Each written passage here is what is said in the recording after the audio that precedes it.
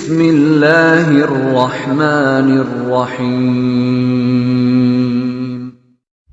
ٹوٹی ہوئی کنگھی سے بال بنانا شریعت میں کیسا ہے؟ ہمارے علم میں ایسی کوئی روایت نہیں ہے، حدیث نہیں ہے کہ ٹوٹی ہوئی کنگھی سے کنگھا کرنا منع کیا گیا ہو بال بنانا۔ برتنوں کے متعلق آتا ہے، کوئی پیالہ گلاس وغیرہ اگر کنارے سے ٹوٹا ہوا ہو تو اس سے نبی علیہ الصلوۃ والسلام نے پانی پینے سے منع فرمایا، وہ بھی نہیں تنزیہی ہے، یعنی احتیاطی منع ہے۔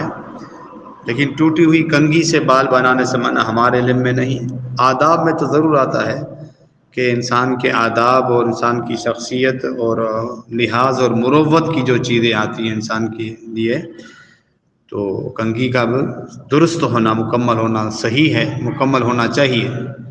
لیکن اس کے بارے میں منع ہمارے علم میں نہیں ہے کہ نبی علیہ الصلوۃ والسلام نے ٹوٹے ہوئے کنگھے سے بال بنانے سے منع کیا ہوا۔ واللہ اعلم۔ السلام علیکم ورحمۃ اللہ وبرکاتہ۔